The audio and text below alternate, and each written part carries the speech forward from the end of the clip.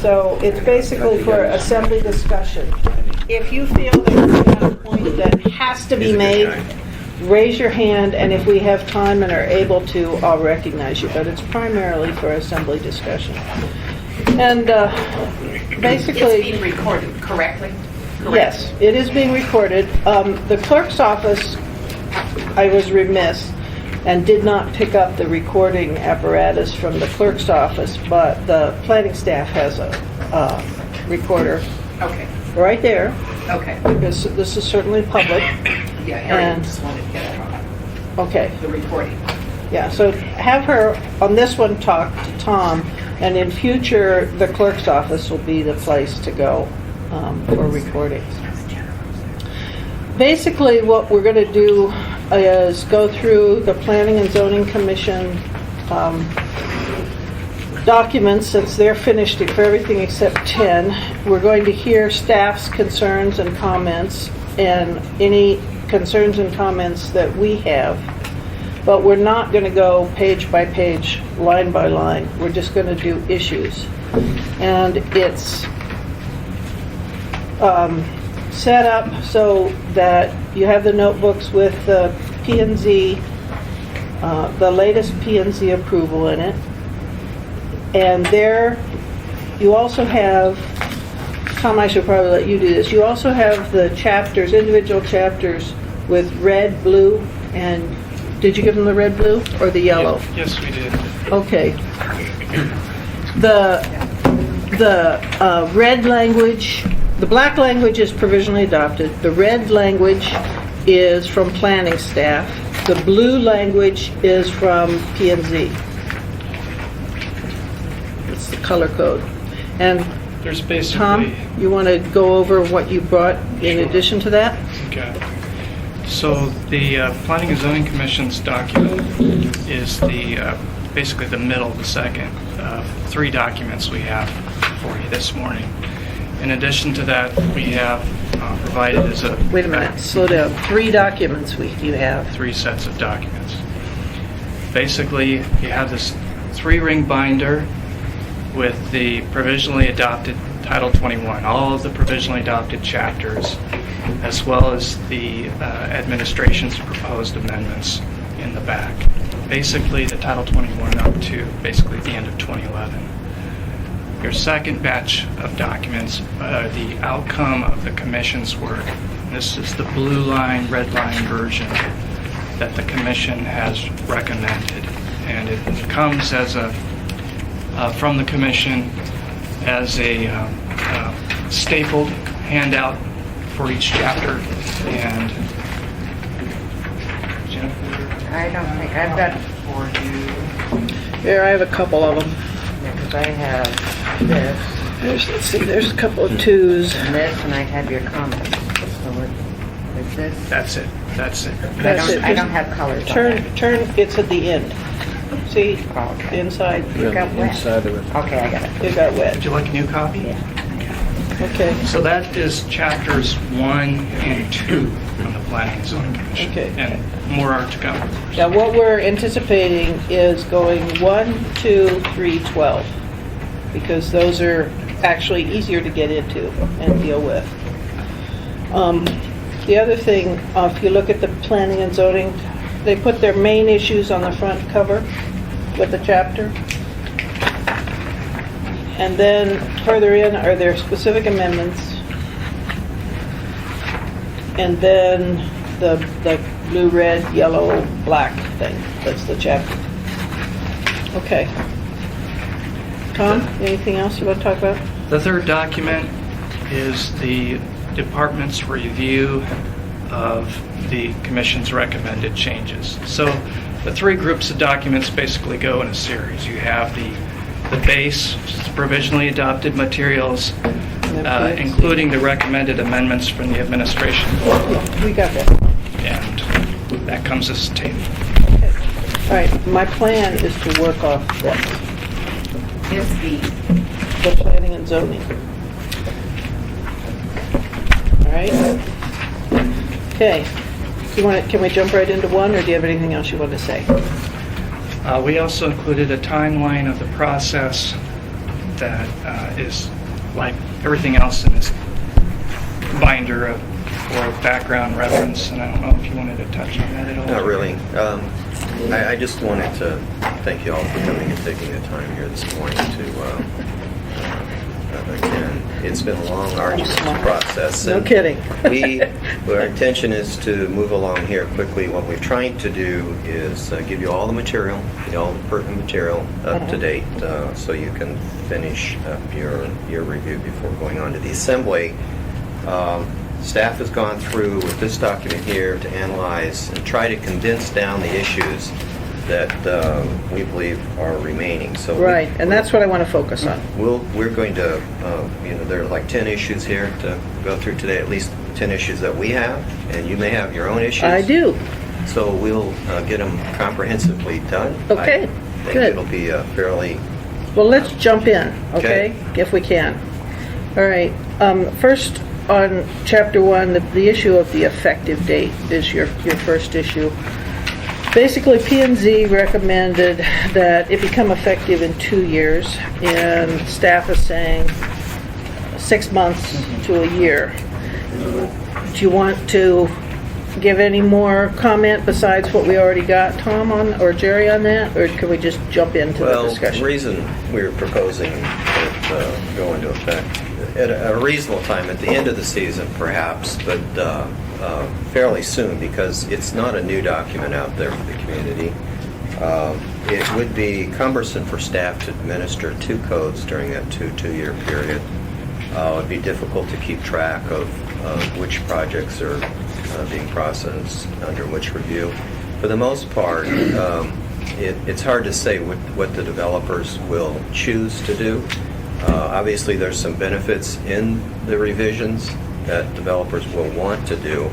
The parking, the reduced parking, the other options, the flexibility and options out there, and the ability to have more administrative reviews. So very positive that we think will help expedite processing. So we recommend the shorter time period. Well, what I'd frankly like to do is a little bit of a meld between the two. And I think that we do need significant time because we still have to work on the land use map. We still have the user's guide, which isn't even started. And there's some sections, particularly in 7, where the user's guide is really integral to knowing how it's going to flow. So what I was going to propose is we set up a December with maybe, I don't know when we'll finish this. Optimistically, if we finish this late fall, then not the immediate December, but the December after that. I think you're right that it's good to start it in the slow construction season. I think that's a good point. But I also think that we need time. And 6 months is not going to cut it. That's certainly reasonable. Yeah. We're- Okay. When I was reading this all, I had the same kind of feeling Okay. that a compromise between the two. Okay, let's hit the next one. Now, I know at the P&Z meeting, and frankly, P&Z, the commission said that they wanted to have somebody here, so I'm kind of surprised they don't. But I sat through some, but not all of their meetings. So I think I can explain the rationale for some of what they do beyond what you see here. But as I understand it, their concern was twofold on the purpose statements, that the change here is they cut out some of the purpose statements. And as I understood it, their concern was that the fear that sometimes purpose statements, even though by code they are not actual ordinances but general statements of intent, are viewed as edicts. In other words, you will fulfill. And they thought that the language of the code spoke for itself and you don't need a huge number of purpose statements. So, Jerry, you want to comment on that? That was the basis for their decision. we still believe the purpose statements are important in understanding the intent behind the actual code. The code is the driver. The code is the requirement. Yeah. There should be no use of the purpose statements in the effectuation of the code, although there are sometimes some gray areas that the purpose statements would be helpful for in implementing the code, because the code is not always, can't predict every particular situation. Okay, and you might want to turn to, in the blue, red, yellow, it's page 1. And you see the blue, you can see what they took out. Now, I noted that you recommended some rewording on G, L, and M. Jerry, is that? Yes. We think that's probably, accommodation in trying to meet their intent of still having some reasonable purpose statements. Okay. Our preference would be if there is a concern with wording that the purpose statement that provides that direct link to comprehensive plan policies that form a basis for parts of the code that be preserved and improved, fixed. But our main concern is deletions that eliminate ties to plan policies. We also link this, and you'll see this in the later change, where there was concern about where the code actually relates to the plan and the linkage there, which takes precedence. We have some additional wording that we're going to talk Okay, well, we're about going to be today. talking about that quite a bit in That a few minutes. We wanted to make clear that the code is the driver. The code is what's used in the day-to-day Okay. application for land development. There is a Yay! There he is. Okay, let's pause a second and get him caught up. We got presents for you, Ernie. Presents? Presents. And they already made one decision. Yeah, darn right.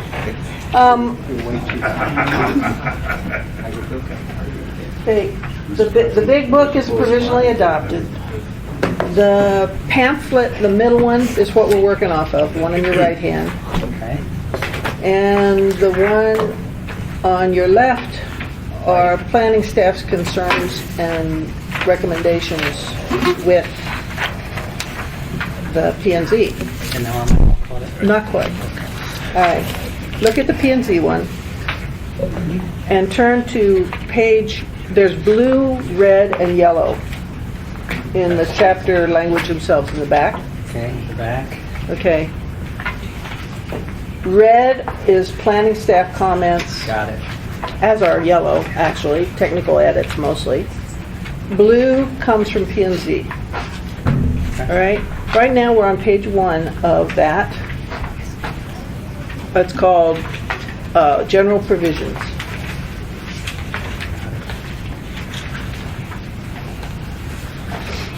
And the concern here is P&Z got rid of a fair number of purpose statements.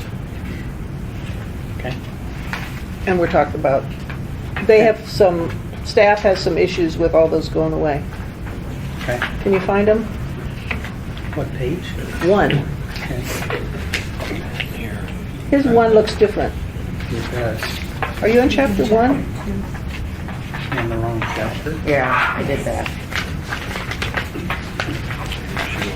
Good check. There is no laughter allowed in this room. And I'm a slow learner, but it sure is. Don't you mess with us. Page 1 guy.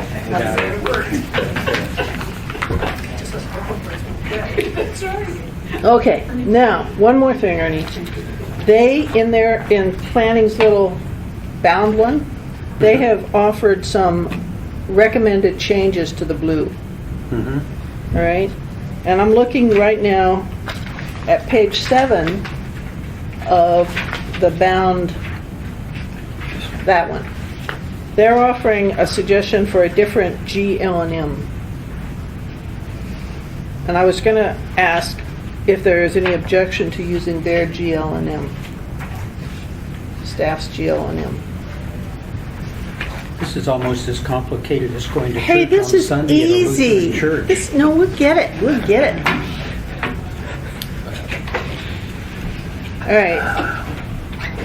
generally, Ernie, the concern from P and Z, as I understand it, is one, that some people view the purpose statements as edicts or code, and that they were so far-reaching that they led to false expectations and they were unclear.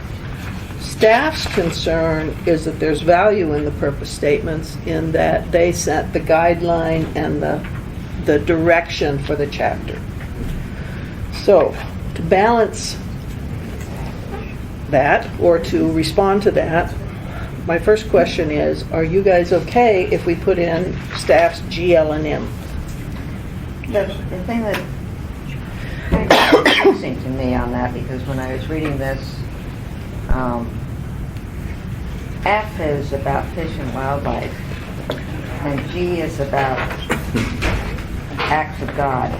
Well, I think, Here's the confusion, and it is confusing. The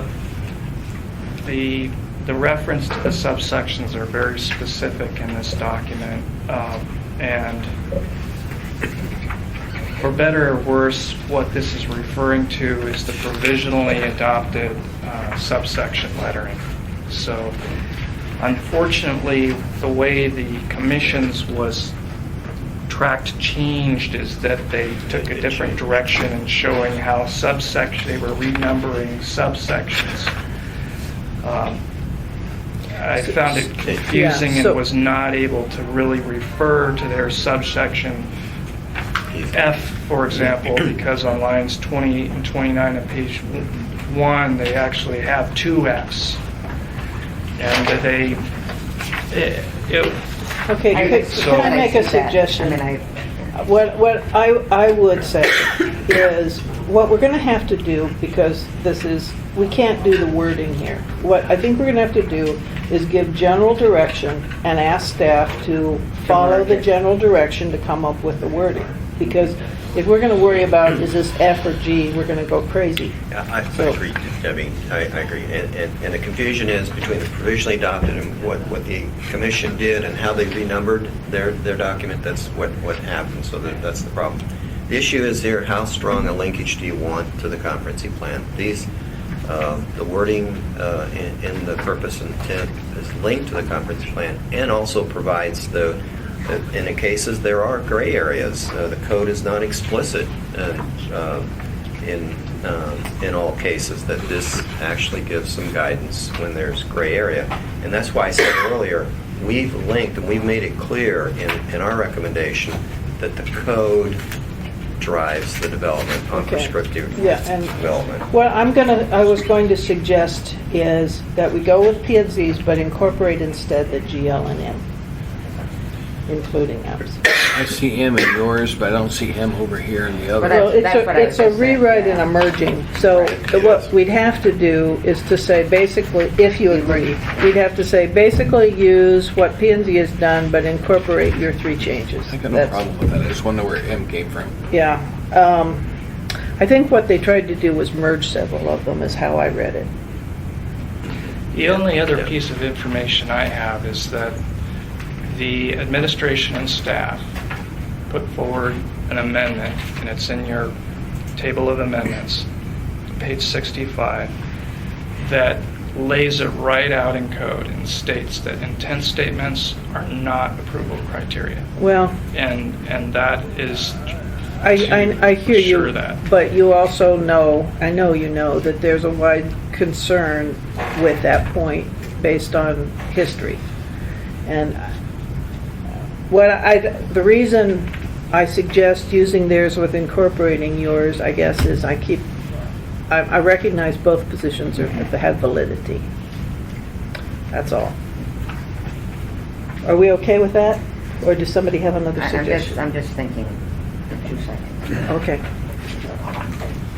The other concern is that the words promote and provide are common usage for not only purpose statements but policy statements, and Well, the encourage is a more limited specific kind of term. And P&Z specifically wanted to use encourage because they thought that promoting led to an unrealistic expectations of what the city would actually do. Yeah, I can go with you, Debbie. I got no problem with these. What, Dick? I got no problem with these administrative. Okay. Yeah. Bernie? You know, I guess I don't want to be a contrarian here, but Uh-oh.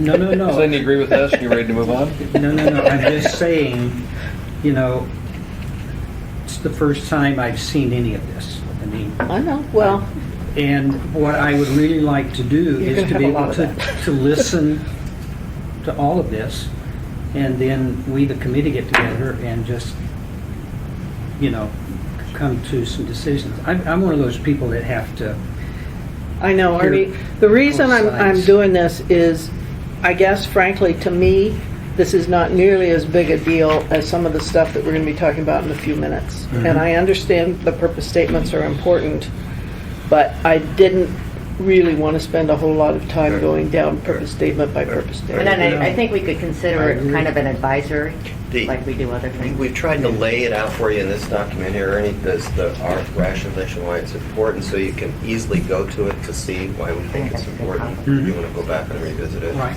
Overall. Yeah, and that's all I'm saying, you know, I just want a chance to make sure I understand the question. Okay, so what do you want to do, Ernie? Well, you know, I'm at the point at this, like I say, in some of this, I would really see us working our way through this and then being able to make decisions. But if we've got something where three of you are good, I'm Okay, I'm and okay with that. There certainly is going to be the ability for any assembly members to offer amendments as we go forth. Generally, what my vision is we'll work through some of the nitty-gritty stuff in committee. Then we're going to have a work session with the whole assembly where staff, and I've been requested by Connie Yoshimura that she come and speak to, talk to the whole assembly about big issues. Then at that point, I'm hoping that assembly members can submit amendments and concerns, and we can, as a committee, bring forth a sheet of, here's the amendments that the committee supports to the I'm document. good. That's how I'm processing. I'm good. Okay, so I'm hoping some of the nitty-gritty is done here, but I don't want to get real nitty-gritty and wordsmithing. I understand. We've And been I'm there. Been there, done that. That's what I'd ask of you, because you know, Okay. my goal is when this comes before us as a body, we've got most of this work out of the way. All right, so and Ernie, I really have tried, you know, I've been to P&Z meetings, I've read this, I listened to the debate, and so I know that you and I don't always agree, but I'm trying to offer at least some short summary of the previous discussion as I heard it, remembered it. Is it okay? All What right. did we disagree on? Nothing, Ernie, nothing. Okay. All right, the next one is a bigger deal, and it's not necessarily big with me, but it is big with some people who are on the Planning and Zoning Commission. And if I don't encapsulate this one well, I'm gonna ask that guy to chime in. Uh-oh. There has been some concern that how does Title 21 interact with the comprehensive plans, plural? There is, as I understand it, on the planning staff side, and chime in here, Tom, if I don't say this right, there's a sense that the comprehensive plan is the governing law, and this basically should create code that enforces the comprehensive plan. On the other side of this discussion are folks who feel that this Title 21 is the law, and that this actually should be the governing document, and we shouldn't have a situation where that ever occurs where staff guides decisions by other bodies by saying, well, the comprehensive plan says if in some sense it's different from this. Let me give you an example. And my apologies, those of you who love 2020. 2020 basically said we're going to have town centers and we're going to have we're going to have population density along transit corridors. And often there have been cases in the past where I believe, though others believe more passionately, that guidance has been given to have higher density or development occur because of the comprehensive plan, even though it's not strictly this. I don't know if that's fair or not. So the goal, and again, this is, I think, was a major coffee issue, if I remember correctly, was that it be clearly said that Title 21 is the law. And so planning staff spent a whole lot of time on that. Go ahead. You, and then I'm going to ask Mr. Potter. Go ahead. Did I say that poorly? No, you summarized it fairly well. State statute requires the comprehensive plan. Enabling legislation requires the comprehensive plan. The comprehensive plan works part and parcel with the code. The code actually implements the comprehensive plan. The comprehensive plan in our comprehensive plan is out of date a bit, but I can give you a better example of the comprehensive plan where it's used, and that's the no net loss and residential conversion on rezoning. That's where the comprehensive plan, that's an example where it would be used in the rezoning process, because through that collaborative community process and adopting the comprehensive, those things are identified. We have a shortage of land available for residential development.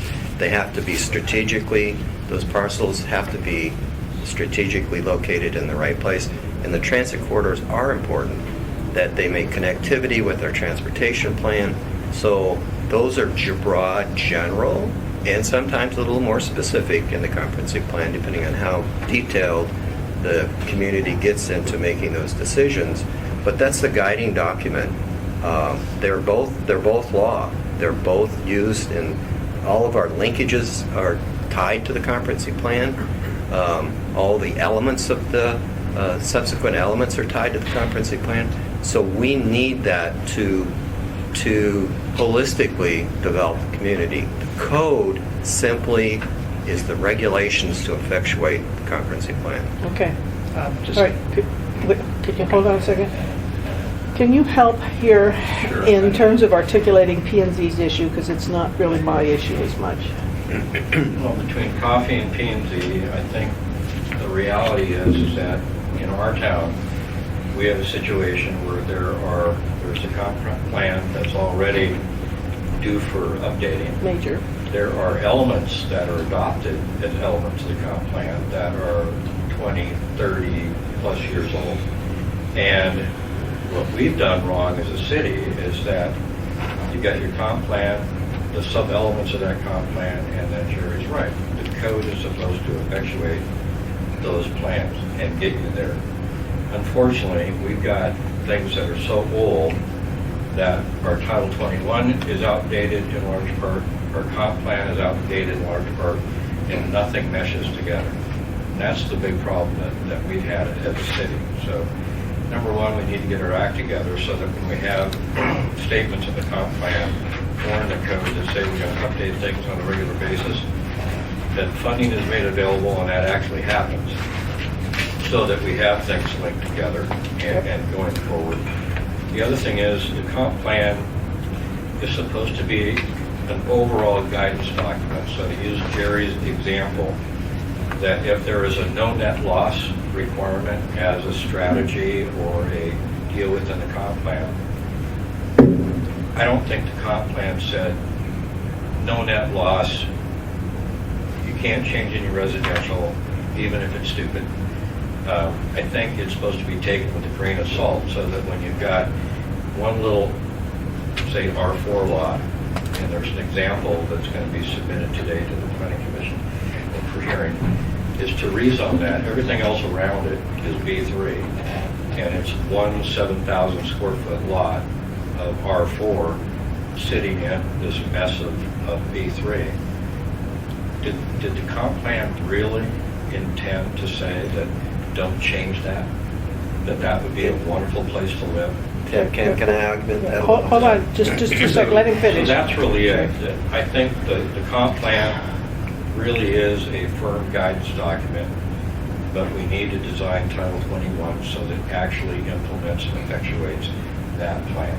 Okay. That is the law of the land on day-to-day decisions. Okay, now, just one more second, Jerry, and then you, and the section they added here, guys, if you want to look at it, it's in blue. It's on page 3 under conflicting provisions.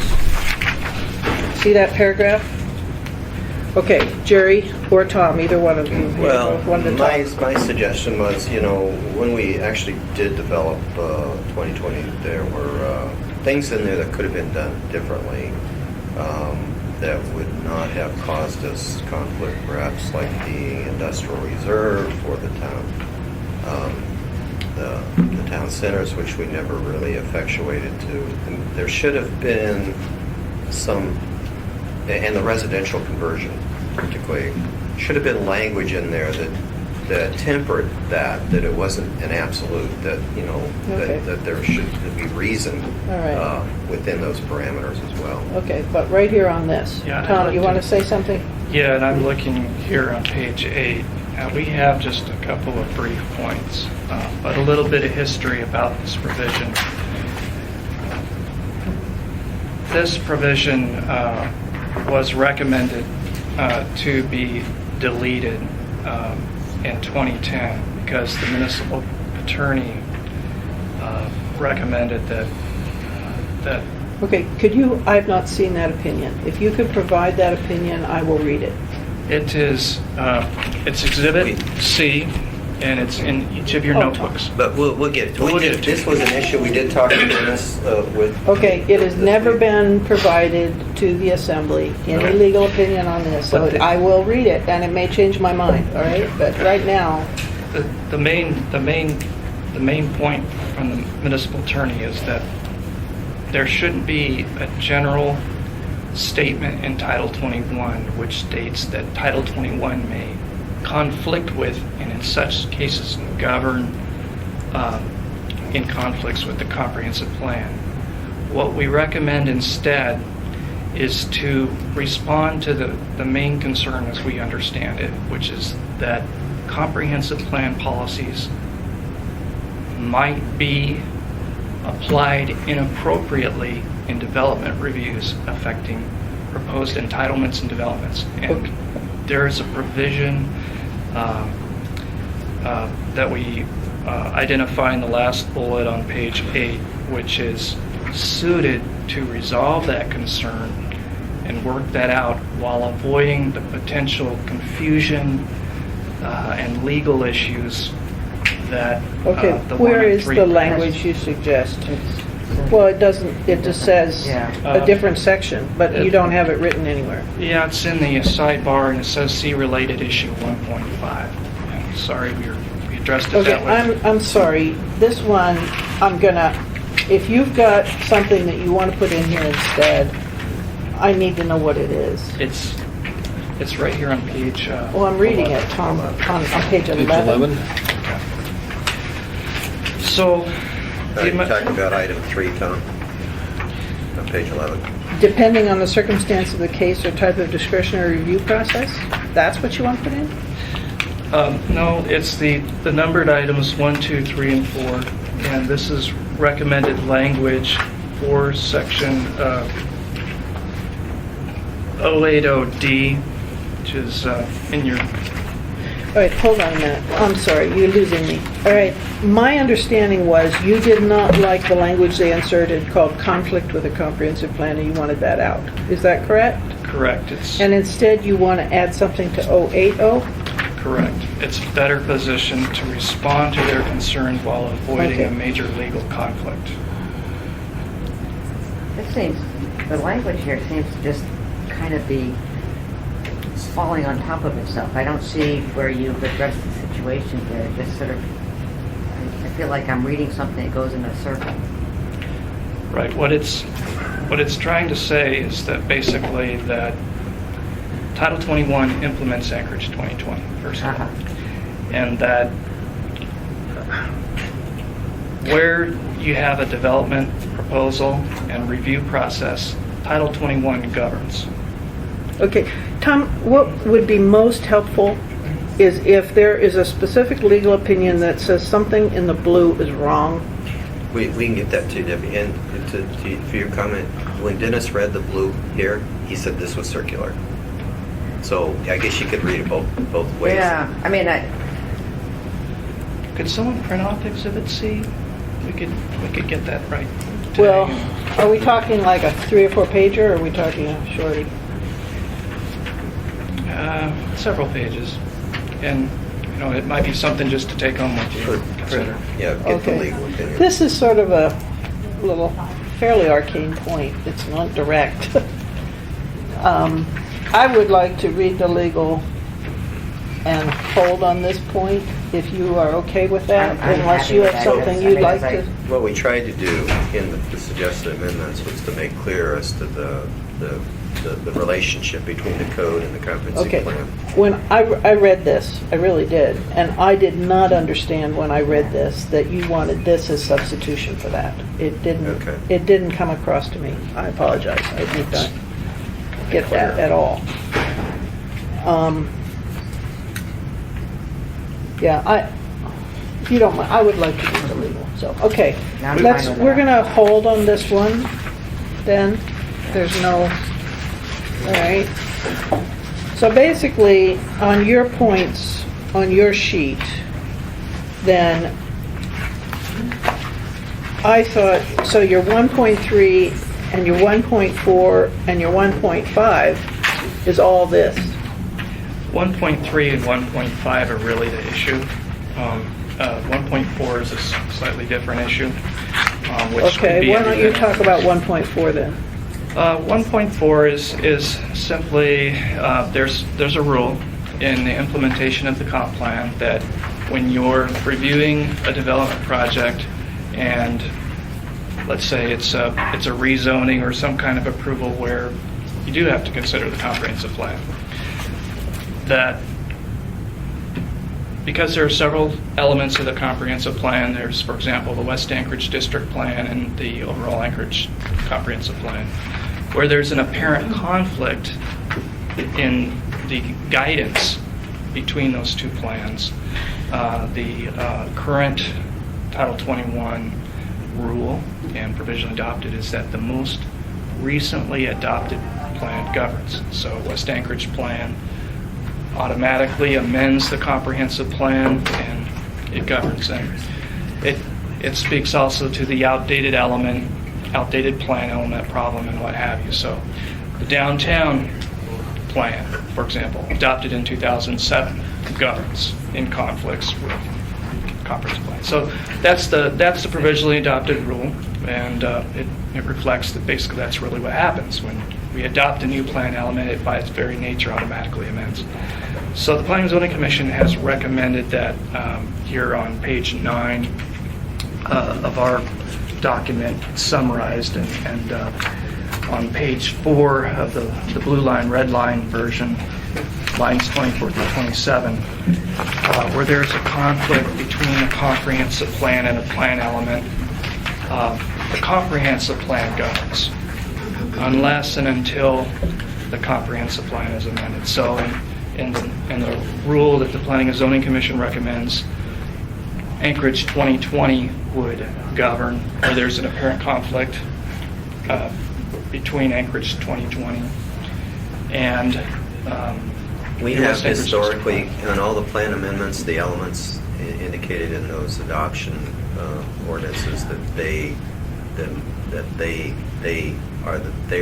they're the document to use in amending the comp plan. Because if we did it any other way, if we used the commission's wording, we would be in chaos because we'd have a recently adopted plan that perhaps conflicts with the comprehensive plan. Well, my memory of this was that when they inserted that language, unless at the time of the adoption, the pertinent section of the comprehensive plan is amended too, that was their main thrust, is to be sure that you don't leave the comp plan behind when you adopt an element. They did And have that- that was their issue, I They did thought. have that discussion. And it in- doesn't really address that. Perhaps, maybe there's other wording that could be used, but those more recently adopted plans obviously should be the document to use in all development applications where appropriate. I'm not sure exactly We which. just, after discussing this with the municipal attorney, we basically came down to 3 points. First of all, the current rule, the most recently adopted plan governs,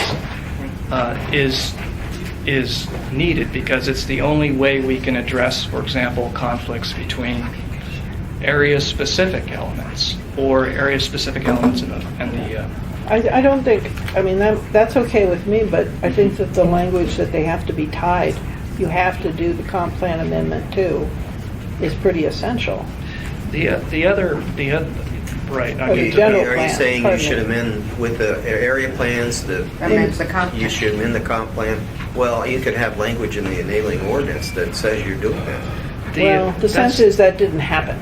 Well, all of our most recently adopted plans do that. The Hillside But- District Plan yeah. did that. We That was replaced the attorney's, multiple municipal things. attorney's point, is that by their very nature, what they're adopting ordinances, they already do. For example, and I'll just name an example, the downtown plan adopted in 2007. Won't go into the details, but basically, the downtown plan recommended that some parts of the central business district have a relatively low, medium rise density, while Anchorage 2020 just in 2001 was adopted, and it just generally said, the entire downtown is a major employment center with that. So that automatically amended Hillside District plans. are a good When example, Eagle too. River Overlay District was passed, I do not remember an amendment to the Eagle River comp plan. That, there actually, in fact, there was, and it was the... It's in there, huh? It is actually a Okay, plan. well, I don't know. I wish, again, somebody, you want to speak to this one or not? No, okay. My memory is that was the point. So if there's some specific language that you have that includes that tie linkage, I think it would be valid to include here. What are you recommending be done in this section? Well, we recommend that basically to retain existing language. And I just want to make a point about our second point was that the language states as if that it states a legal relationship where somehow the West Anchorage District Plan or the Hillside District Plan are elements of Anchorage 2020. The reality, the legal reality is that there's no basis for them thinking of that way. In fact, No, I don't all agree the with plans have a legal equal relationship as elements of together of the comprehensive plan. And what happens is when one is adopted, that downtown plan or the Hillside District Plan, they automatically amend Anchorage 2020, and the rule simply states that they Okay. roll. Is anybody, Yeah, I'll be fine with it if that's the case. okay, what I want is specific language that requires the latter, I don't know if you want to call them element or subplan or whatever you want to call them, include language that it amends the comp plan. And if it doesn't, then the more recent. Okay. Yeah, I think it's just We can do that. redundant. It's Okay. safe to put it in. Does that sound all right? Yeah. Okay, so now then, Tom, on 1.5, that's when we're holding with 1.3? Right. Or is there something else?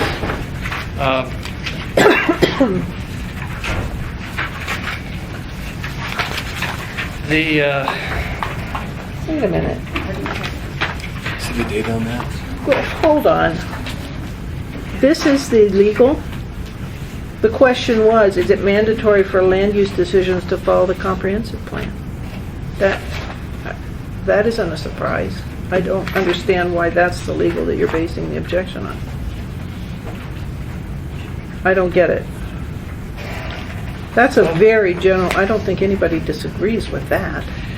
Right, and the point behind that is that's just a very general relationship, and so it is the council, the municipal attorney, to avoid a general statement like on page 2 of your blue line version, which just generally states that in all cases of conflict, Title 21 governs. What we recommend is to avoid saying something like that. It's unusual. I have looked through dozens of zoning ordinances throughout the country. I've never seen anything like If you want something more it. specific from Dennis, Yeah, he because certainly this could isn't- do that, because we had direct conversation with him on this issue. Okay, it would be helpful, because to me, this does not invalidate the blue language at all. We'll have him update So I that. don't need to read that. I mean, that's kind of common sense. We'll have him. What we're proposing in 1.5, what we're proposing in issue 1.5, sorry, here on pages 10 and 11, is to address the concern.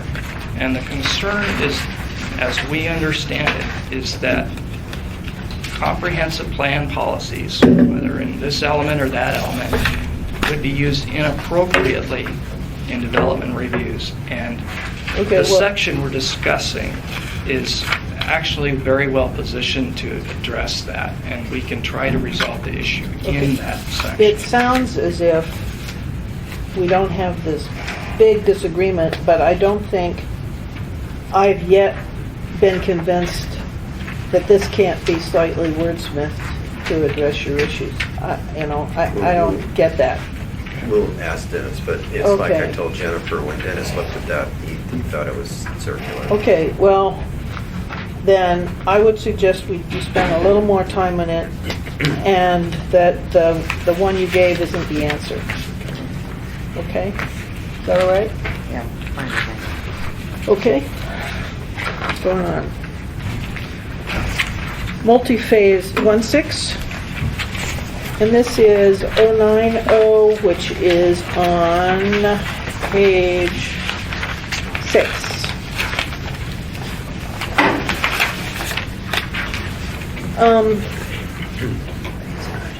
We had a whole lot of discussion previously in this committee about what I called the reserve section on investment-backed expectations. And when I first came on the assembly, the municipal attorney at that time had a work session with us. It was right after that Supreme Court decision on eminent domain. And we had a big, Oh no, it's Coastal Trail if I remember correctly. and that was a little bit later, but the eminent domain discussion was something in Philadelphia, I think, back Yeah. east It was, about. but there was also the Tonose Coastal Trail. They were trying to use eminent domain to take people's garages. Well, they're Okay. using it to take a Supreme Court justice's home. Okay, well, whatever. We had a lot of discussion about the implications of the Title 21 rewrite to land use and property rights. And we talked about the impact of area-wide rezoning. We talked about the impact of changes in code to make current legal uses illegal and what that would be. And we couldn't really reach a consensus, so we reserved a section. And the big issue, as I remember it, is what if you've got a developer or a plan that has multi-phases over years? And they put their first phase in and it meets standards, but then things change. Code changes, zoning changes. Is there a property right or some kind of a legal right to them on because their first thing was approved for their later steps, right? And so what P&Z did, if you look at this, was say that you can continue under the rules on your first phase for your other phases. And what staff is saying, correct me again here, Tom, if I say it wrong, is that you need a bright line. There's only a certain time period where you can continue. And no, did they say continue with, no, they said you could choose either one instead of go with the first one. Is that what they said? Yeah. And you say, no, you've got to have a certain time period. So, Tom, what do you suggest here, or Jerry? Our recommendation is basically that basically carry forward the current Title 21, which is basically a 5-year sunset with the ability to continue for up to 10 years. This is a current longstanding Title Right 21. now, the way the code is written, you can ask for 5-year approval on large projects, and you can get up to a 5-year extension, and we think 10 years is a reasonable period of time to do the development. Quite frankly, there are only 2 or 3 parcels out there that are developing under this scenario now. And by the time you get through 10 years, that's the current code, and that's what we would recommend remain. Our staff also raised some concerns about the impacts to the administrative efficiency, the problems with keeping track of this. The main concern is that at some point the intent is that to move towards implementation of the most current comp plan, the most current regulations that govern. At some point, for such large developments, that the later phase, the later subdivision, for example, in West Park, say goes on for 15 years, that at some point, 15 years, that last subdivision goes in, that it help implement the code, the regulations that are more current, rather than going all the way back to regulations that existed 10, 15 years prior. And that's the way that... I get that. Yeah. Tim? And you're the only one here I can see that might have experience in this. And I was just thinking, I mean, all I can think of is the Alaska master plan. But can you give me some examples, or do you think that 5 and 5 that can work, or, I mean, what have you found out in the market? There's really 2 lines of thinking, and they're probably both correct. One is that in our marketplace, that after 5 or 10 years, the market's probably shifted, and it's going to be different anyway. But we're a ski resort, and we continually update that master plan, in a sense, piece by piece, as things shift. But I'd probably go more towards the Clutha and the significant holdings that they have, Well, I got it. AC zoning district, that, we did a master plan for a piece of that's about 400 acres and a couple thousand units, and it's well thought out design, but I doubt that it will be built out in the next 10 years.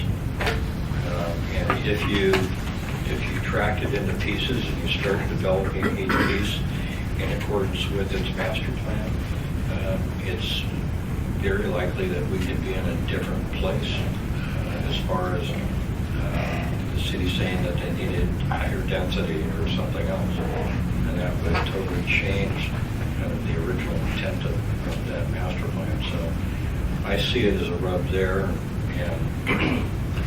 and some exposure at Alaska and Girdwood. As far as, it's really the Eagle River Valley that's going to have, and some of the Girdwood Valley stuff where there's larger parcels. How long has Powder Ridge been?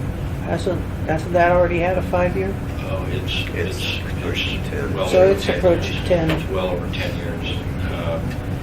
You look at the CenterPoint Financial Center in Midtown that has a master plan that was started in 1999. So it's over 10 years. 10 years goes by real fast. Yeah. You're looking at downturns in the economy and upswings and different things that are going on. So The reality of it is, the large parcels out there are in Shigeak, Eagle River, Clutha's holdings. We have some on the hillside left. There's still some property up on the hillside left. It's in large acreage. Then you have, the Alaska Resort. The question is, when 10 years from now, community standards change, how much vested rights are you going to give to that developer that had a development approved 10 years ago? frankly, Jerry, my personal thought is that this is a really significant shift. And that if we've been doing it a certain time period, we should allow a longer time period. I don't know if indefinite is the answer, but something longer than we're currently going. Thoughts, Erica, you had anybody? an issue? Did you have some?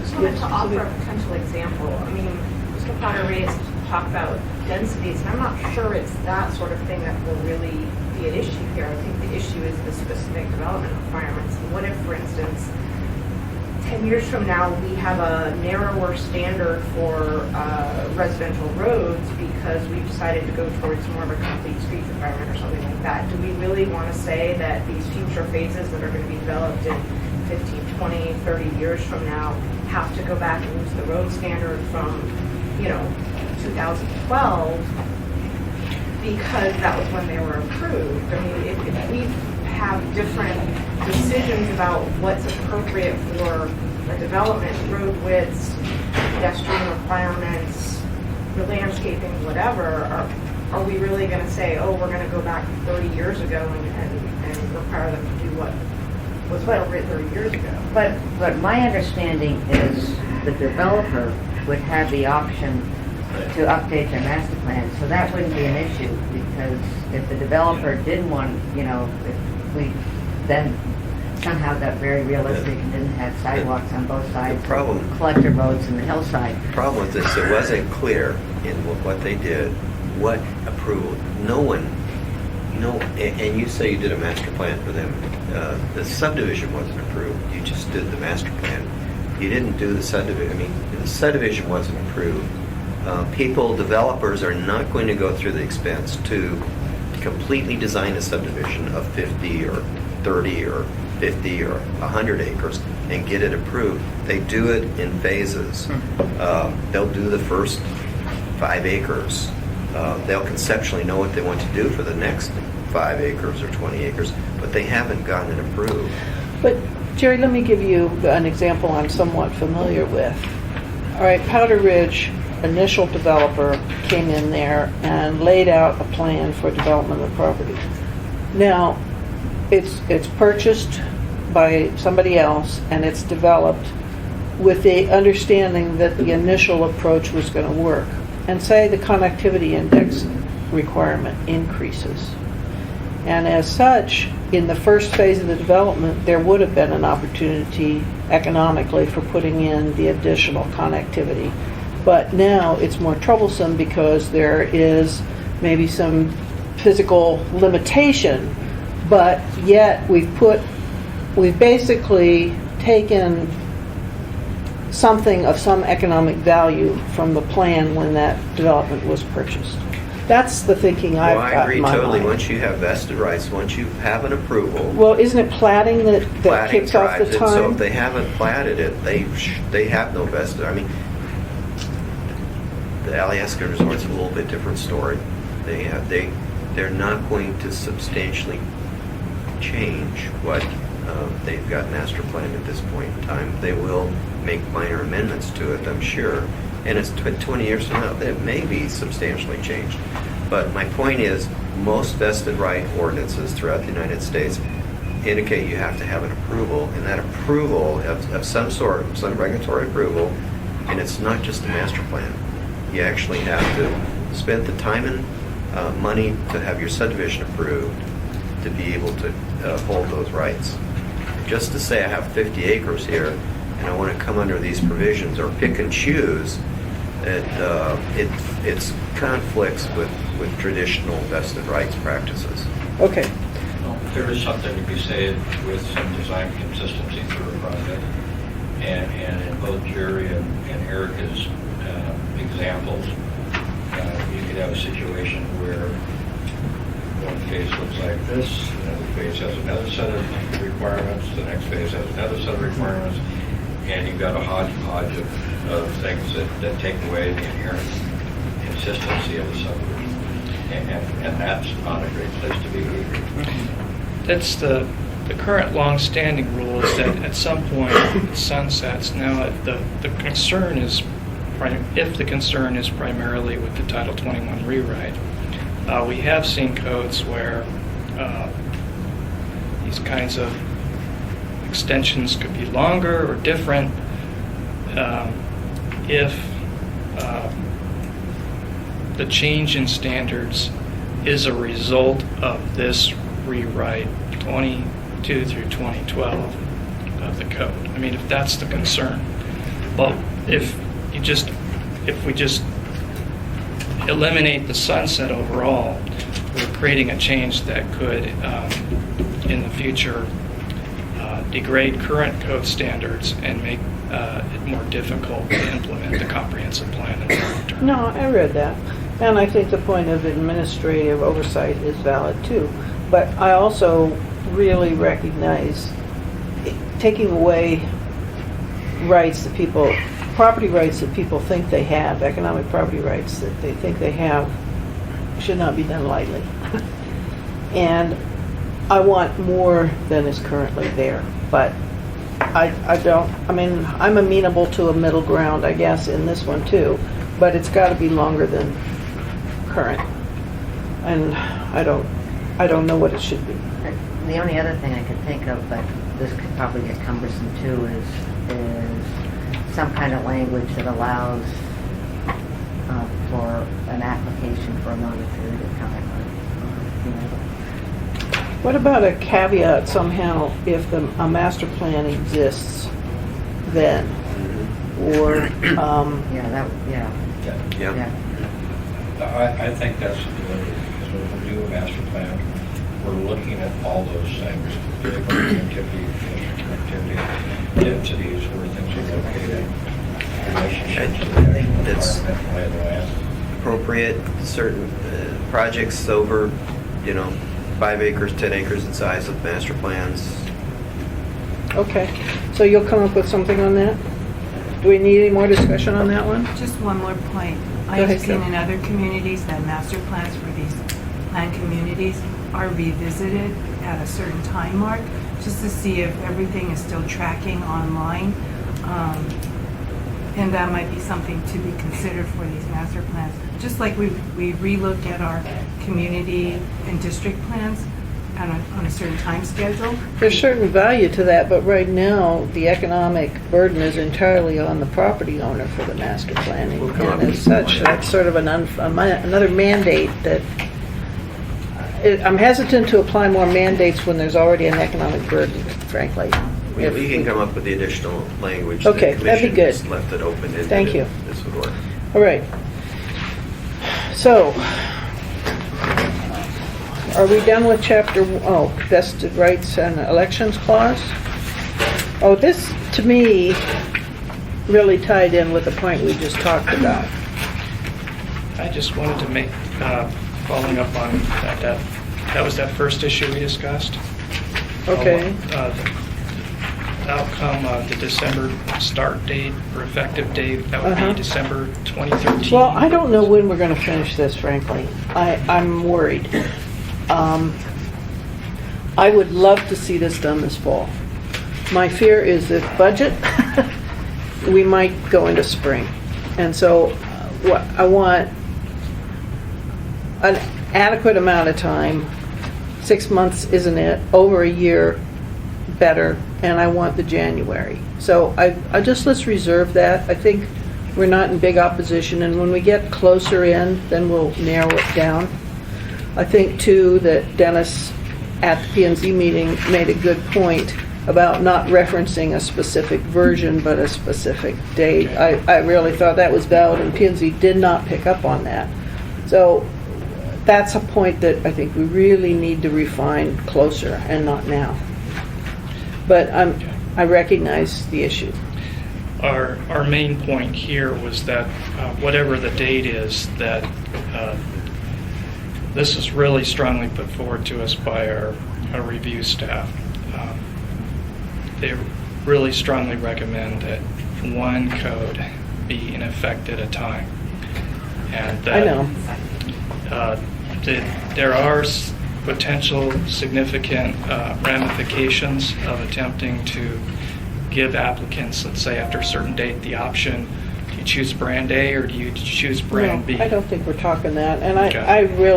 I think that at a certain time we're there, unless we have these unique situations like we just discussed. Unless somebody disagrees. Okay? I'd just like to add, Go ahead. one of the things that the Planning and Zoning Commission talked about as far as the implementation, how long this date gap could be, Yeah, is that there are projects, whether they're government projects or private projects, say the convention center downtown. yeah. There are long lead time items and there are long construction things. And you may be submitting plans and making decisions and ordering materials at a time that, Okay, how do you suggest that be addressed? well, you know. Just to put you on the spot. We're going to have to make a decision that we need to protect at least one design season and materials ordering season to the next construction season. All right, So I don't see anything less than a year. You know, probably, I think the reason it came out in 2 years was the fear that somebody might get caught in that, and that a developer, whether it's for a government project, the city, or Yeah. someone else, and more likely it's going to be for the city that gets caught, that they're going to want to be able to choose one way or the other as to what it is they're going to use, where they are, based on where they are in the system. Because with our deal here, we have to have, you know, a lot of the design submittals for larger projects actually go in for review around December so that they can get through the design review process and get permitted. but Tim, what if, I mean, I recognize the need for that long lead time, which is why I said the minimum of the year, but can't we somehow work it so you don't have the duplicative? So you can say, all right, as soon as we do it, we'll leave the building season and the planning season, and then it'll be the bright line. So when you're planning, I mean, how long does it take? 2 years, a year and a half? I'm saying that I think you need a year and a half to 2 years, at least have flexibility to not catch some projects. What would be desirable, and we've had language discussed in the past, is that the property owner applicant can demonstrate substantial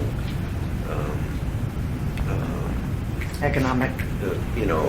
the substantial work on a project at a point in time, that they would be able to come under existing code. I think there's a way to deal with it. Yeah. And if nothing else comes out of this whole exercise, I hope the minority of the assembly here will talk to a couple of more people in the assembly and understands that even though you've got a tight budget, that there's certain departments within the city that are getting creamed right now, and it's having a huge impact on all of us. I hear you. I really want to recognize that time period thing, but I also want to recognize the frustration over dealing with two. So somehow if we can find a way down that tortuous Yeah, I path. like your idea of a certain amount of project completion. Well, yeah, we just need to come up with some Yeah. criteria. Okay. So I hope you have a general sense of where, okay. All right. Is there anything else anybody has on chapter 1 at this point? Okay. You want to move to 2?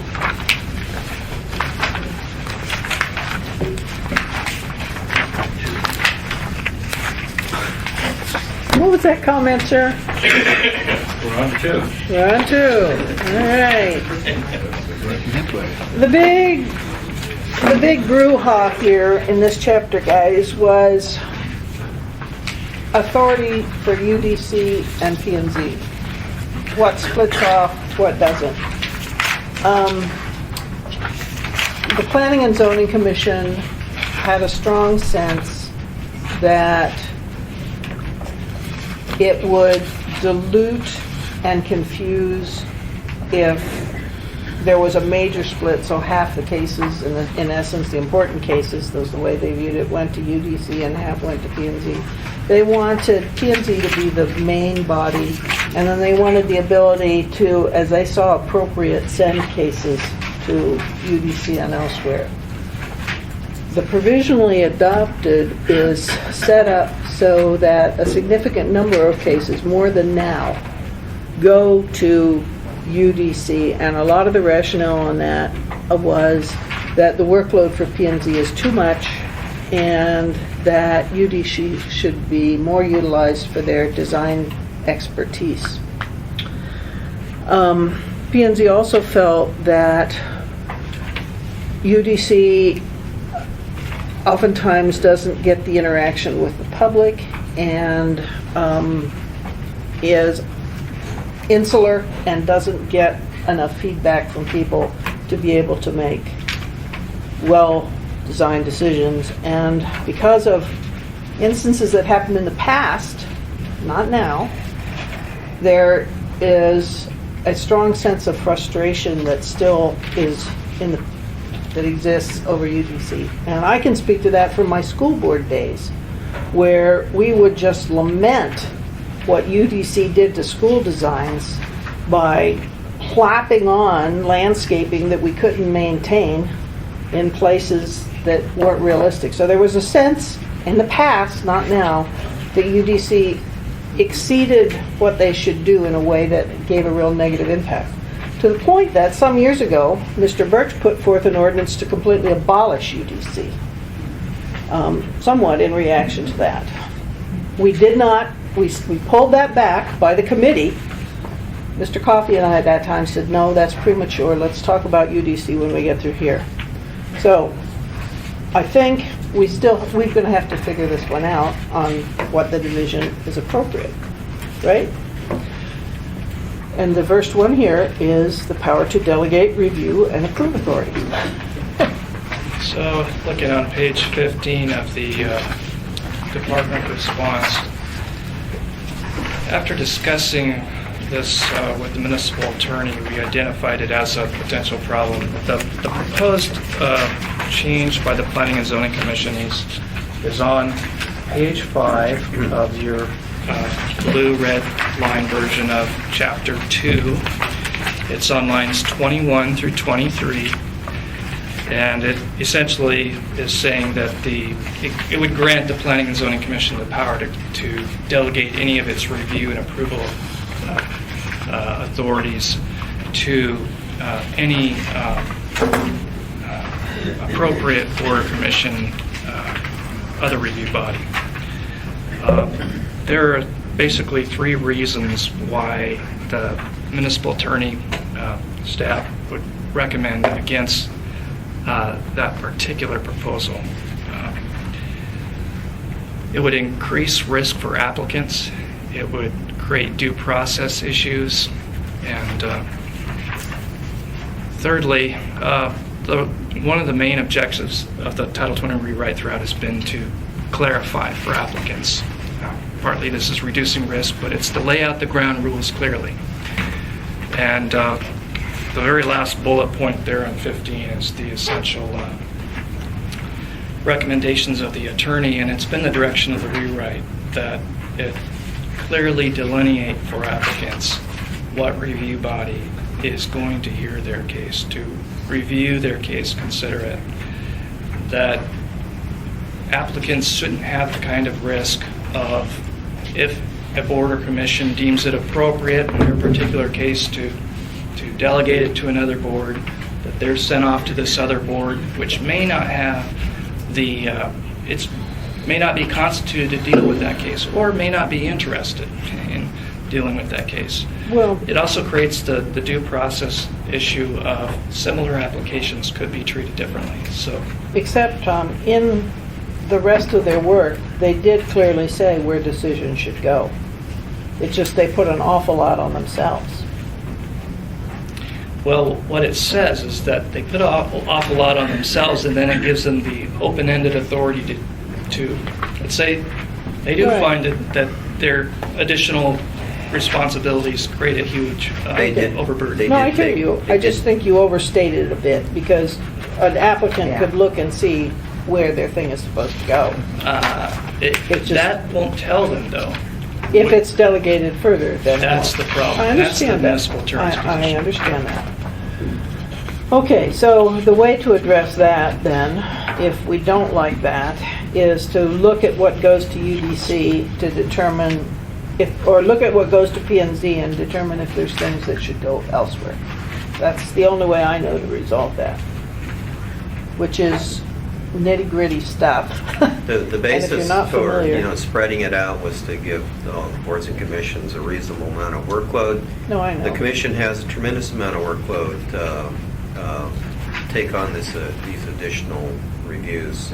Probably, in my opinion, would be a burden to them. No, I know staff's position is that, but on the other hand, your ability to adequately staff both commissions with thorough review and analysis is encumbered now and potentially could be encumbered more. The ability of people to come know where to testify in an issue, where do I go and who do I talk to, is worse when it's split too. So Having- there's value on both sides here, Jerry. Having UDC really doesn't change our methodology in the reports that go to the various boards and commissions. The report has to be written. In support of UDC and other people here that have gone before them, Okay, let me ask it another way. Are there specific items on this, if you look at the table, the first table, it shows where those things go. It's on page 1 and 2 of the actual chapter. All right. Maybe a way to address this would be, are there specific things here that you don't want to go to P&Z that you want to go to UDC instead? Is that a way, or? Well, I think we were recommending this as a starting place, looking at the provisionally adopted. I know you were, by the and I'm Assembly. just telling you, I don't know if I'm there, so I'm. You could I'm start with trying- either way, I suppose. Okay, well, and look I at the would same prefer spot. starting with this since this is Okay. P&Z's. I am, for my own reference, referring to the provisionally adopted because the Planning and Zoning Commission's version doesn't show what the change was. We provided a summary chart on page 18 that basically compares the two in the most pertinent reviews. It basically boils down what review roles they would have for those pertinent reviews. And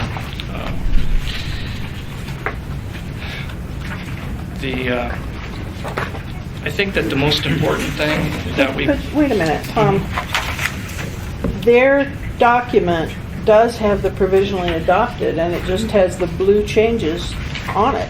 Well, if you recall, when we dealt with chapter 2 in the provisionally adopted, there was we hadn't really decided how the UDC was I going to know, handle we it, so reserved. everything was taken out of the UDC columns. But when we did chapter 3, we did indicate certain duties would be the province of the UDC. And one thing staff had done in our technical edits to try to make everything match was to go back and change chapter 2 to match what had been subsequently adopted in chapter 3. So the provisionally adopted chapter 2 isn't really accurate to the decisions that were made later on in chapter 3 about what the UDC duties would be. So when you did incorporated the technical edits, you did not do this table?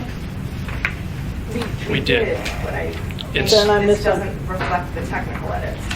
Well, it should, because I had, the document, the book I got has all the technicals in yellow. right. And so you're saying that title, the table doesn't have technical edits? Right, the Yes, table. it does.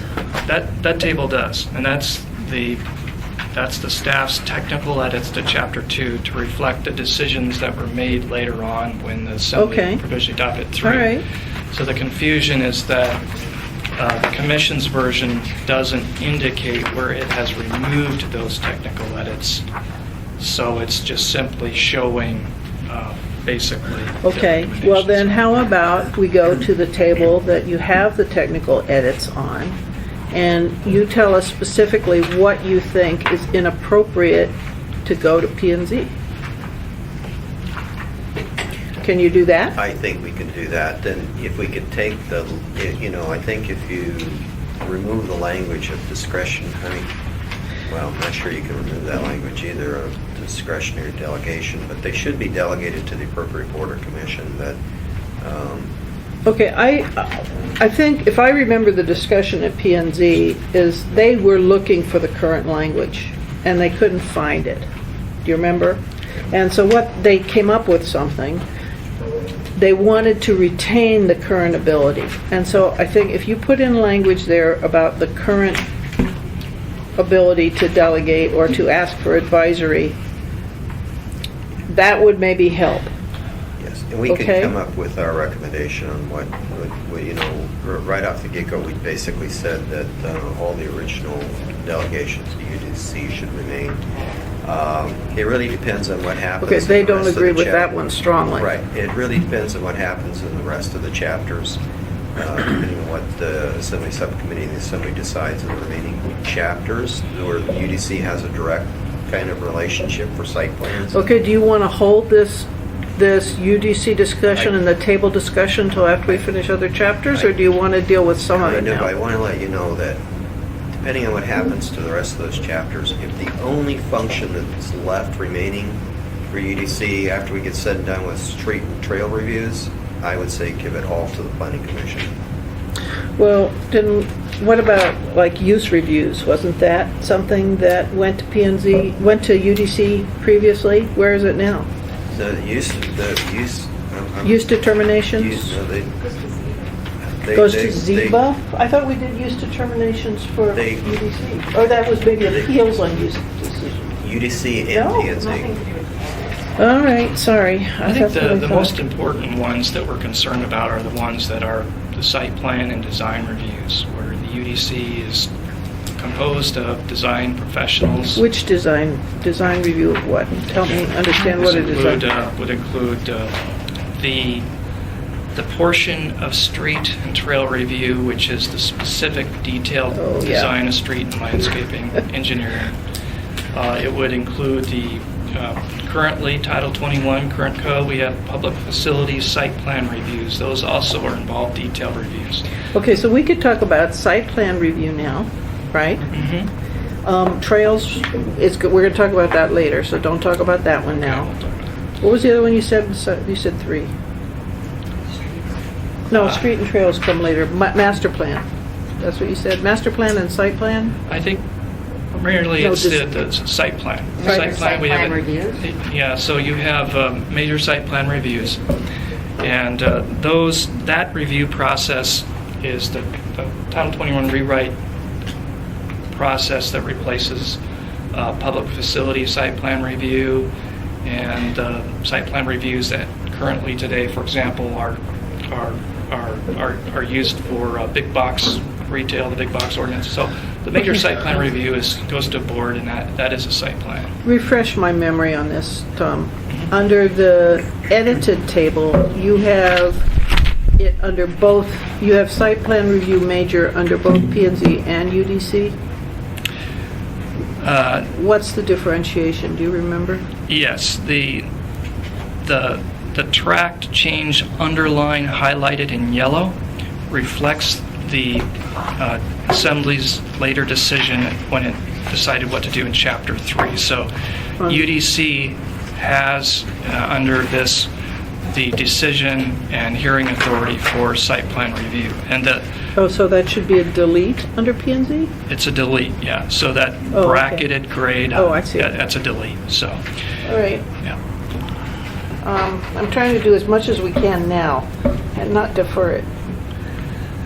Debbie, would you like to hear the current code language about delegation of authority? Yeah. Okay.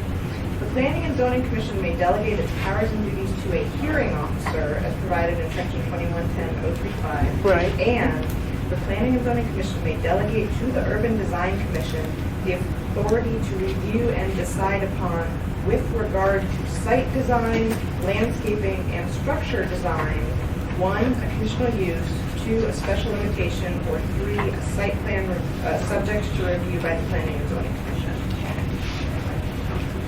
And Okay. Is that problematic for you guys? well, my sense is that by giving the Urban Design Commission major site plan review, we've accomplished one of those 3 things by basically saying, no, we're giving it to the Urban Design Commission rather than the Planning and Zoning Commission. The conditional use and the special limitation, I don't think those are problematic, but, and I want to check with Jerry, but I'm not aware of that ever happening in my time here. Where the P&Z did delegate to the UDC, but I don't think we have any problem with leaving that language in. But again, it's very limited to site design, landscaping, and structure design in terms of what authority they can delegate to the Urban Design Commission. Okay.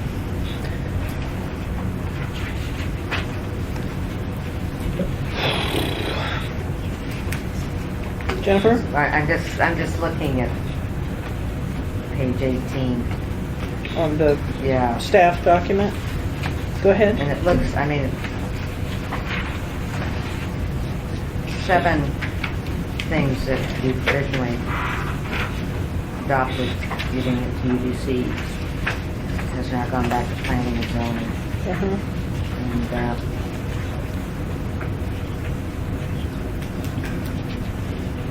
Do you want some summary of those, or? do no, you I've got it, and it's all, seems to be site selection or preliminary plats. Which is in that language, I mean, it just seems like if we just had that language, we don't need to line item it out. So which 2 things? But when I look at Tom's thing here, most everything you just mentioned as far as delegation of authority is within that language. That was originally adopted in the Title 21 to be a UDC responsibility. I thought it was just about class, not. Yeah, well, one preliminary plat, which isn't in that language. but I'm just wondering if we could have a global language. I mean, I had no problem with them delegating. Having, Well, I was there when they talked and were reaching for that and couldn't find that Yeah. anywhere. And that makes sense to me to retain that. yeah. I guess then your major issue is the site plan review, which you think should shift. Is that correct? Correct, it's the site plan reviews. We're not talking about streets, but yes, site plan reviews. Okay, why don't you briefly describe for the body what that entails? What type of projects are we looking at as a site plan review? Well, it's a site plan review for major projects or projects that could have impact because of their design. So it is not a review of whether the use is appropriate or whether there's too much or too little density. That's conditional use. That goes to Planning and Zoning Commission. This is a review of the design of the physical layout. What does it include? Design. Landscaping? Landscaping. Parking? There was a threshold in the tables for what the square footage of the project for the major site plan review. They're listed in the table. All those major site plan reviews under that criteria would go to the Urban Design Okay, Commission. but what elements? Is Okay. parking included? Landscaping, design of the parking lot, the pedestrian access. For some types of reviews in both current code and Title 21, you also look at the building and how it orients to the street. Like for in big box, It really is a major shift. The commission was uncomfortable with delegating those responsibilities to the Urban Design Commission for whatever reason. We believe for consistency that they still should go to the Urban Design Commission, all of those site plan reviews. The commission, the Urban Design Commission has come up to speed. You know the old history on it. They are a very functioning regulatory body, although they have not had many cases before them other than streets and trails. There's still a strong backlash, Jerry, so. Okay. Can you help? You want to help or not? I'm looking at you because you went to all the P&Z meetings and I know you've got direct experience. And I don't know how to handle this one. As with any board or commission, depends on the makeup of that group. And Yeah. it also depends on the level of staffing and the quality of the staffing that happens. In the past, I'll say on the record that I don't see, I can't point to one project where UDC made any significant difference in the outcome of a project that was worth the process of going through. I think that's a little bit different now. There's a little bit of different staffing going on now. I think that they've wallowed with a lack of understanding what their actual goal was. If that can be cleared up, that's good.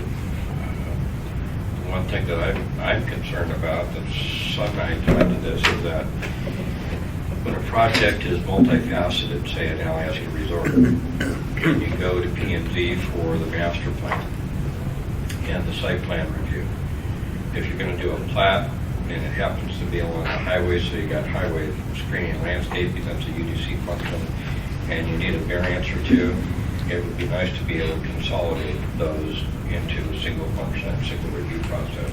Because there's nothing worse to me than to have P&Z understand the ins and outs of the projects and then need a zoning variance for something. And the zoning board is looking at it only in context of what they usually do, looking at side yard setbacks or building heights or something else, instead of looking holistically at how it fits into the overall package. But doesn't that leave that problem here, even with what P&Z did? I think P&Z addresses that in another later item. In some of their last meetings, there was a direction that I think Bruce Phelps was trying to get back in order so that P&Z could actually, you could apply and do that. Like right now, the code allows you that if you're doing a project like a conditional use or a site plan that requires a plat to be done, that you can have the planning commission, you can ask them to act as the planning authority. And it would just be an expansion of that role. I think they were trying to address that in one of their other fields, to look at it and make sure. But it really does depend on everybody's support of the organization that's going to be doing the reviews. And The good thing about having multiple boards and commissions, the current planning division staffs 4 boards and commissions, they're set up to, they meet different times of the week during the month. We already have the chamber scheduled for them. Yeah, but- My comment is it's efficient. It's efficient for the applicant to know that they're going to be able to get a hearing date at a reasonable time. And the way it's set up now, they would be able to get a more reasonable hearing date rather than jamming up one board or commission with cases. Okay. one thing that I see here that in listening to what you're talking about, that at what point does planning and zoning delegate their authority to the UDC? I don't know when they make that decision, except at the hearing that they initially hold, and then they decide to delegate it, and then there have to probably be new public notices. Which and is all kinds of problematic. stuff, and that's a problem. Yeah. So if we're So- going to go to a board or commission, let's know it up front. Let's know it up front. Okay.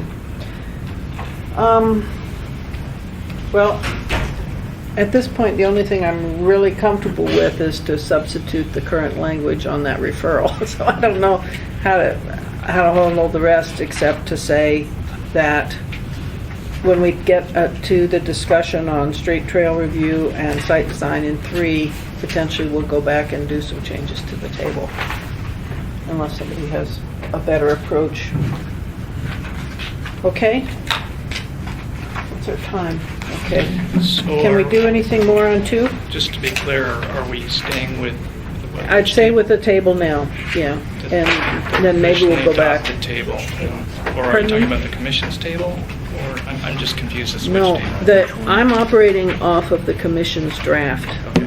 So until otherwise, I think we can go back and review this again. The big, taking this, Okay, that one. yeah, because this is what P&Z is bringing forth to us, but we do want to change that language on referral And potentially we'll change the table after we get through 3. Okay, I'm happy with it. all right. Okay. Your next one is again 2.2, what we've been talking about, the UDC. Is there anything you want to add that we haven't already talked about? Yeah, there is some. On page 17, you see a list of projects on the far right sidebar. Yeah, This is just a list of some of the projects that the UDC has reviewed. They're it's public facility site plan review. yeah, The number of projects and reviews that will go through a site plan review under the rewrite will increase significantly. And so it's the question here isn't just a matter of taking an existing types of review cases and distributing them between commissions. Based on the comprehensive plan, Title 21 provides more reviews of site plans. And whichever body is going to see those site plans, there's going to be more cases than there are under current code. And so our concern there is that planning and zoning, were it to take on those, it would, we're anticipating that it would be a significant burden, and that could, like Jerry was mentioning, affect okay, I understand. the applicants. All right. I just lost my pages here. Do you have anything else on 2 to talk to us about? P&Z is planning authority for rezoning. 2.3. Yeah. Want to talk about that one? Sure. Planning and Zoning Commission is proposing that it be that it make itself the platting authority for rezonings. We recommend that the authority to review plats that are associated with rezonings, that it still remain the option of the applicant, whether they want, when they bring forward a rezoning with the subdivision associated, whether they want the Planning and Zoning Commission to be the reviewer, or whether they want to go ahead and take that to the separate board, Planning Board. So we recommend that option be preserved. The second thing that the planning authorities recommending is that they take on the review and approval responsibility for subdivision variances. Our 2 staff level experts strongly recommend that the points we make there on page 19, the second to the last and the last bullets, their proposed change would basically really complicate the subdivision process for applicants. That the variance from a subdivision design is really integral to the subdivision design, and really that whole decision-making process should remain in the planning board. And Jerry is obviously more an expert than I was. Okay, and this is the point, I think, too, that Mr. Potter just made about the rezone wanting to be integral with the project being proposed. Jerry, you want to say anything else? Currently, Well, it's currently the way it works, the I think it's applicant. I think it's an option that needs to be continued, and right now, having them step up to do a UDC approval like a highway screening landscaping review Uh-huh. or a zoning variance Uh-huh. is not under the purview of asking P&Z to do that. But as far as planning authority, I agree with the way it should be up to the applicant to decide. Okay. Is that problematic? No, that's the current process, so Okay.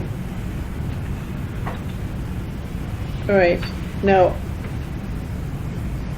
I'm trying to remember, in what they suggested, it doesn't say that? well, Tom, you can correct me if I'm wrong, they took control of the variance provisions for the subdivisions, which is totally inappropriate. It should go with the body that's making the decision at the time. if you'll And find currently, how does that work?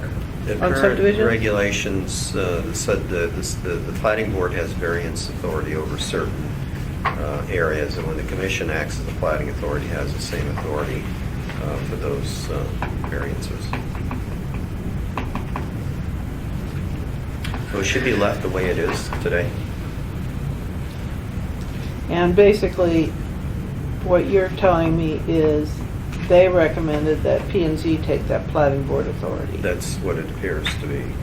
All right. And currently, the developer has the option to go either way. Right. Not for Is that plating wrong? variances. They do for plating free zones, but plating variances, I don't think they can go to planning and zoning for that. Well, let me see your code here. Basically, it's just taking a case that would go to one board and making it go to two boards. No, and not make it discretionary. And, okay, I'm confused. Yeah. Well, We should have probably broken it up into two issues.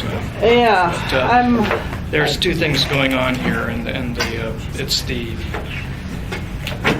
making itself the authority to take on subdivision variances from a subdivision yeah, plat right. that currently today rests in the platting board only. Okay. And the applicant, and that's what we're looking at here. And they're saying P and Z does that. They are saying P&Z does that. Okay. Would you like an example? Well, I just want to understand what's current and what change they're proposing.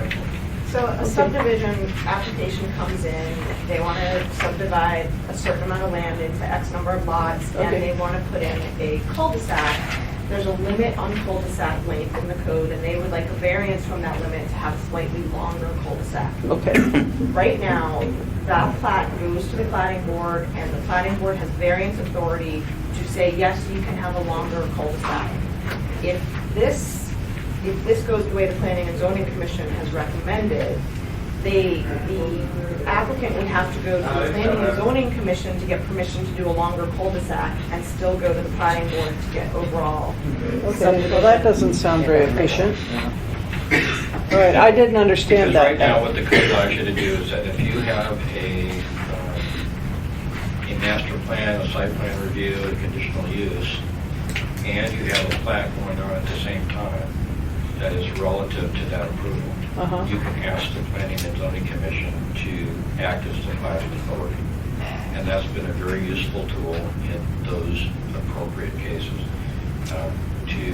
And they should have the full authority of the planning authority, which includes making decisions on the cul-de-sac length. Should you be able to just take a plat of any kind without it being related to some other's master plan or site plan review to the planning board or to the planning commission? I don't think so. I think the current code needs to be cleaned up, and I think the authority needs to be allowed for either the planning board or the planning commission to act as a planning authority along with variance provisions. Okay, well, the description I just heard there seems to make sense to me. And so if you have some changes that you would propose to this chapter to reflect that, We do. I think the committee would be responsive to that, right? Okay. We do. All right, is that basically your, oh, you said there was a second part on this 2.3? Anything else you wanted to talk about on that? I think we'll have to work up changes to both of those to make it clear. Okay, because you confused me pretty well. Okay. All right, shall we turn to the next one? Jerry, Tom, okay, 2.4? There isn't one. Oh, there isn't one. That's it. All right, That's at it. perfect time. Okay.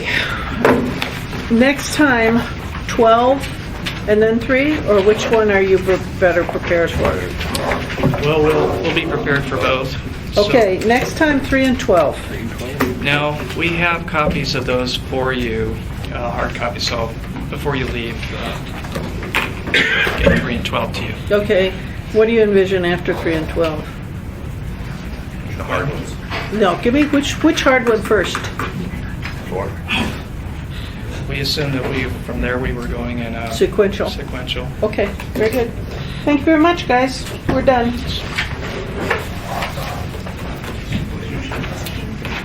I Mr. Trainee, we are building you we are building you one. We have two staff back there actually building it.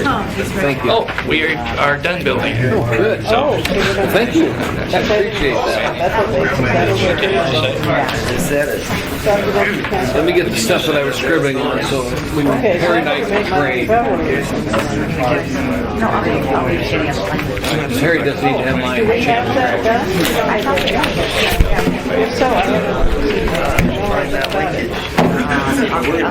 Because I don't have that. Okay, no, because I didn't. Okay.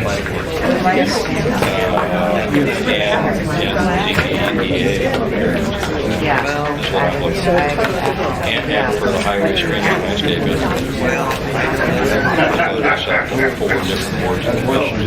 It's gonna get there. Yeah. I mean, that has been a pet peeve. Okay. For 3 and 12. The standards are there. I think any board of commission should comply with standards. And when they're looking at the overall big project, I think PMZ has better ideas. They have the ability to look at it. Thank you.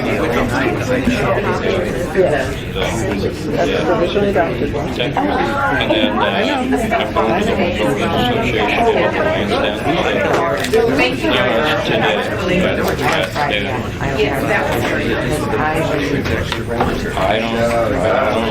Okay. See, here's what I've done, is I went through and these are all the concerns I had. But I don't know all And I'm going to still take a personal line. I don't. What benefit does it do, you know, community to do this bill? And he was good today. Obviously, you're gonna affect people. Well, You're gonna affect my projects, commercial projects,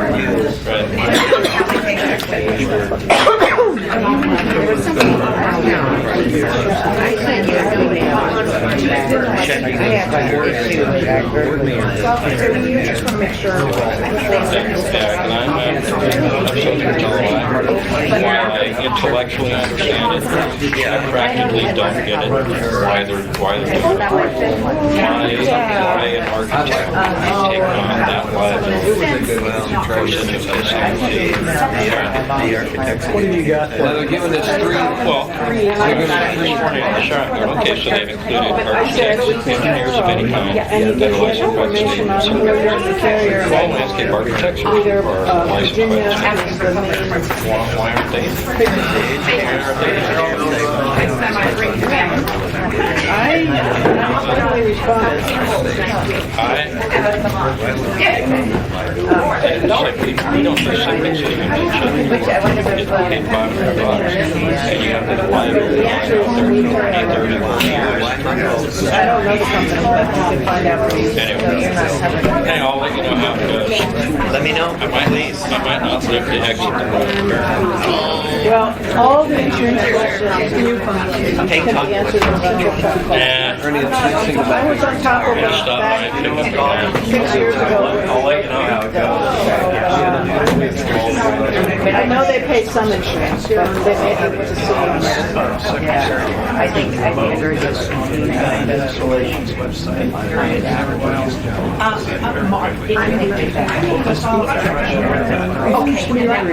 Neither can I.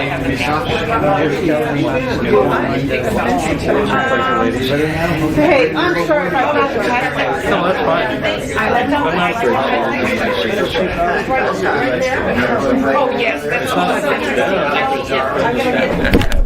I watched the